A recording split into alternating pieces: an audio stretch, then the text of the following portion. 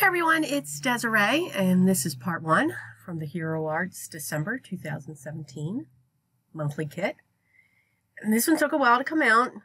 Someone said in the comments best it didn't look Christmassy, and it doesn't. And I have to admit, this one was tough, so we are doing completely something different on this. The stamps were not inspiring. The sentiments were inspiring for me. So we are going to get down and we are going to get inky and dirty. Okay, that sounds just weird, but we are. So I'm going to be using, I dug all around my craft room. We're going to use the Hero Art inks. We're going to use Lindsay Stamp Gang sprays, not those colors because I changed my mind. My Nouveau Mousse. Watercolors, perfect pearls, glass bead texture paste, glitter, a gold embossing powder, Versamark ink, and Bristol paper, and watercolor paper. So we're just going to go to town. So what I'm going to show you are 10 backgrounds that I was inspired by. So the first one, we're going to be using the Lindsay Stamp Gang sprays. I love these dual tone sprays. They are gorgeous. And I'm going to use a sponge dauber. And I just sprayed a little bit down on my craft mat. And I picked it up with a dauber. And I'm using the stencil and I'm dabbing through the stencil. Every one of these backgrounds is going to be using the stencil. I loved the stencil. So the stencil for me was very inspiring. I saw all kinds of different things to do. In this case, using a sponge dauber with spray ink, and you can get that design. So that's background one. Background two, we're going to be using a piece of craft paper. We're going to still use a sponge dauber. We're going to tape it down with painter's tape. Doesn't have to worry about it being low tack or anything like that. I just need the stencil to stay straight. I'm going to use my Gina K white pigment ink. That's my favorite white pigment ink. And I'm going to sponge dauber that through the stencil down onto the craft. It's going to be more concentrated up on the top. And as we go down this piece of cardstock, we want it lighter. What I found the beauty when I did this with pigment inks was the creaminess. You could just take that paint dauber and just scrub along, and that you did not need much of the pigment ink. It just literally flowed down the stencil. I just use a paper towel because didn't realize you didn't need that much pigment ink, just to lighten up down at the bottom. I wanted it to have some level of variation. So background three. So background three, again, we're going to take that stencil. We're going to tape it down. Now this time I am making it low tack against my skin just because when I tear this off that piece of paper, I didn't want it to go down onto my craft mat because I'm now going to take my Versamark ink pad and just push it down through the stencil. So I didn't want that to go on my craft mat. It's just me. So I'm going to gingerly pull the stencil off. So the openings on the stencil, of course, now have Versamark.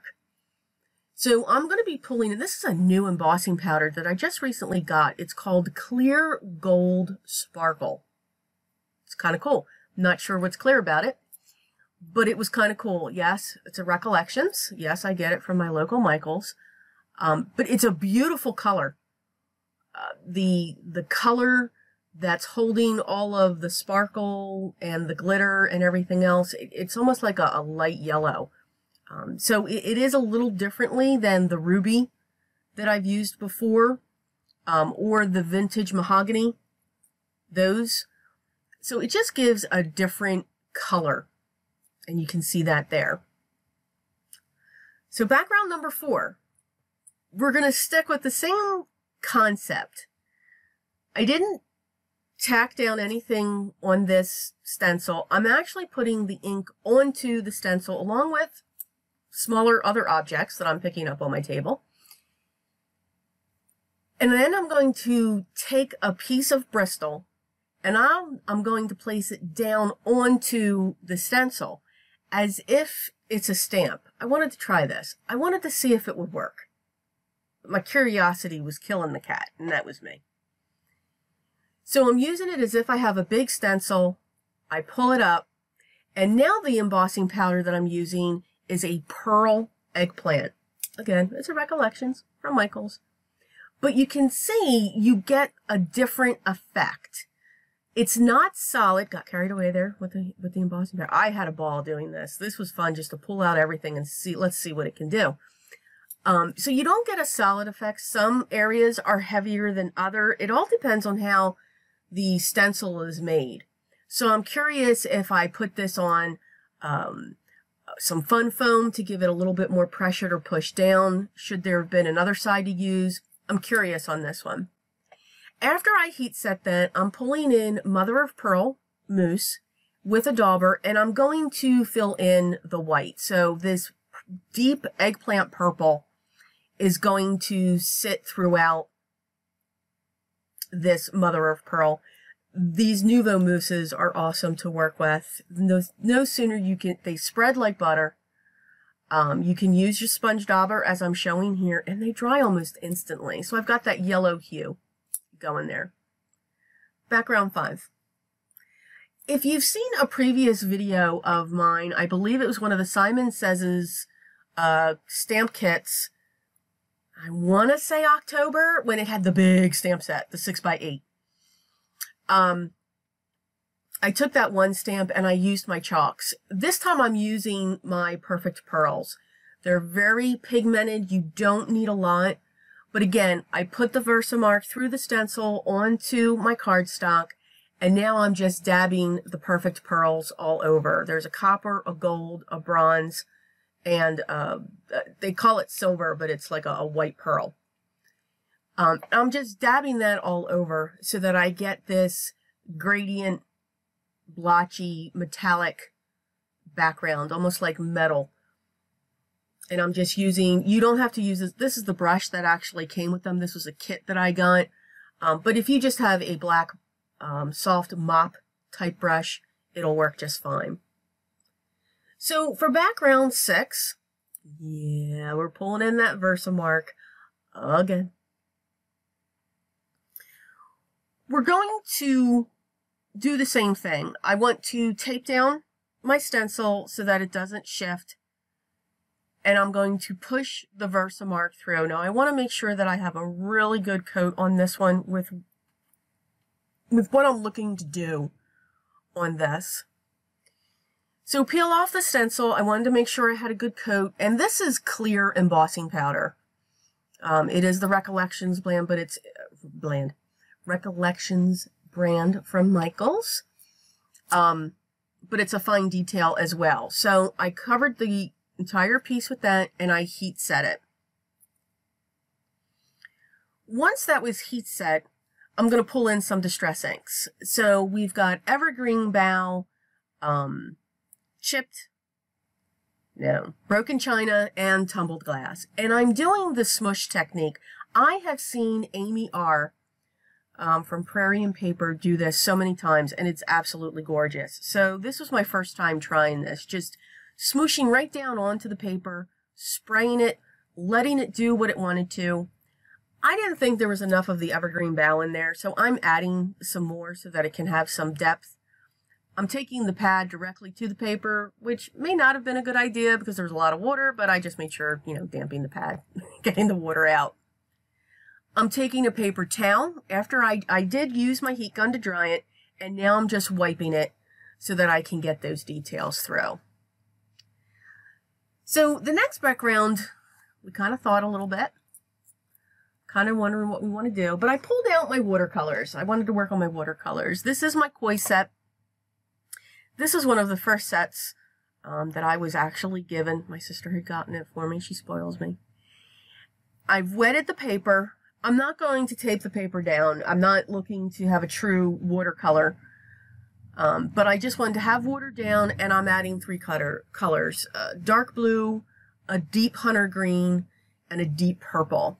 And again, I'm just dropping these colors down into the water. I'm letting them do what they want. I'm not overworking them. I want them to move where they want to move. Then I'm going to take the stencil, I'm going to curve it up, and I want to lay it down on top of the wet paint. This is still soaking wet. There was no drying in between. And now, since I have the stencil flat on this, I'm setting things around it to keep it flat. Now I'm going to tape the stencil down. I want to keep this as flat as I can. So I was okay if the paper buckled first. But I see how when the stencil lifts, it goes white, but when it's down, you can see it's actually picking up the paint. That's what I want it to do, and I want it to stay that way. It has to dry that way. It could take a while for it to dry. I don't heat set it. Let it dry naturally. I'm going to pull the tape away. Now, it can be a little damp when you do this, but you really do want it to be dry. And then when you lift it up, you have the impression of the stencil that's in there. So we'll be using that one. So our next one, I'm actually going to use the inks that came in the kit. And these inks are specific to this kit. These are not inks that you can purchase individually from Hero Arts. This is called Sapphire.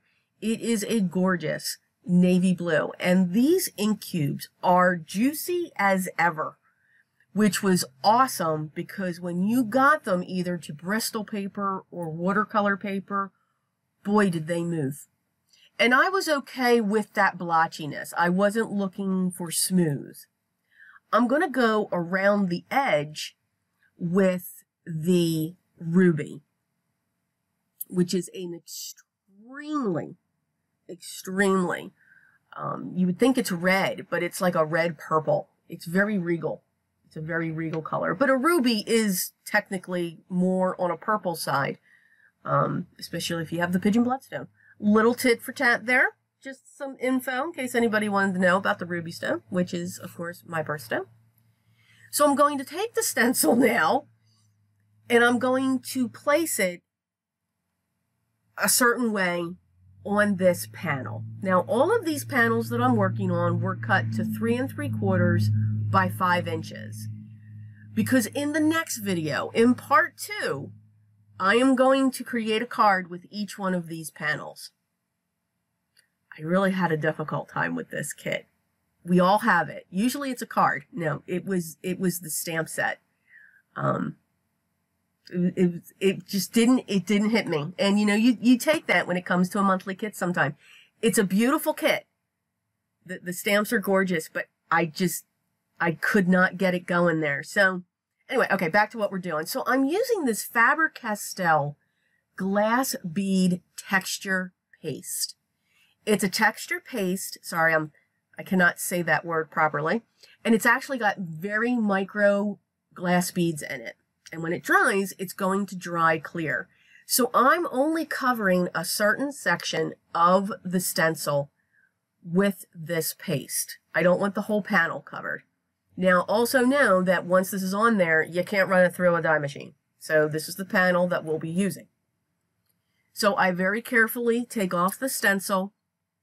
I quickly clean out any areas that I don't want the paste to be, and we'll set that side to dry. Background number 9. Now that tape runner that I'm using is a removable adhesive, so I don't want it to shift when it's on my craft mat. Even though I'm taping down the stencil, it could still shift. So I'm just putting a little bit on the back so that it will stick there. So I'm grabbing 3 mousses. This is Pink Flambe. This next color is Coral Calypso. And then my final color that I'm going to put down on my mat is Mother of Pearl. I love these mousses. You just got to make sure that when you close the lid, close it tight, because they can dry out. So coming in with a sponge dauber. Now I was a little violent with the sponge dauber, so this really chewed it up, but it was okay. I was having a ball here. I am just pushing down this color down onto the cardstock. I want to make sure it variegates between the two colors. So I'm really dragging that red all the way down. I'm grabbing more of that white coming in from the bottom and coming up. Again, grabbing more red and spreading it down. So I'm going to have a really pretty variegation from what they're calling a pink flambe down to the mother of pearl, which is ivory in this case. I'm going to gingerly peel that off. And this is one of my favorites. I really like the way this comes out. I'm not sure if I'll be able to cut into that panel, but it dries quickly. Background 10. This is for all the glitter fans in the world. Oy. So I'm using my 2-inch wide double-sided tape. I get mine from Uline. It's a shipping warehouse. I did try this with the Sizzix double-sided adhesive 6x6 sheets. It did not work. It was horrible. I had glitter everywhere. This tape worked. It is extremely strong. But this actually, I was really surprised that this worked. I don't know if anybody else did this. I hadn't seen it. I'm sure somebody else has. There's no way I came up with this. So I have my 2 strips on my cardstock. I've trimmed them down. Now the adhesive is exposed. I'm going to take the stencil and I'm going to place it on top of that. Here comes the obnoxious glitter. So we have a dark blue and we have a teal. This is very microfine glitter I just found in my stash. I don't even know where I got them, to be very honest with you. I'll try to find it, but I doubt I will. This is just extra fine. I usually get my glitter from Paper Mart. You've all heard that before. It's wonderful glitter. But I really like these 2 colors. So glitter has just gone everywhere. We don't dump this glitter back in the containers because it is a mixture of the 2, and I'm not going to save it. I don't like wasting product, but I wasn't going to save it. So you need to make sure that you completely varnish this in. So I've actually grabbed a Swiffer cloth and I'm literally rubbing over the stencil, getting glitter everywhere, and I'm really pushing it down in through the stencil. Because now we're going to pull that stencil off. And I wish the camera did more justice to it. It is absolutely gorgeous. Now when you think we're done, nope. Now we're going to grab the Paper Mart Gold and we're going to spread that all over the top of this. And you think, oh no, she ruined it. The gold is covering it up. I'm varnishing the gold into the areas that are exposed once you remove the stencil. Yes, it does look like that you've ruined it.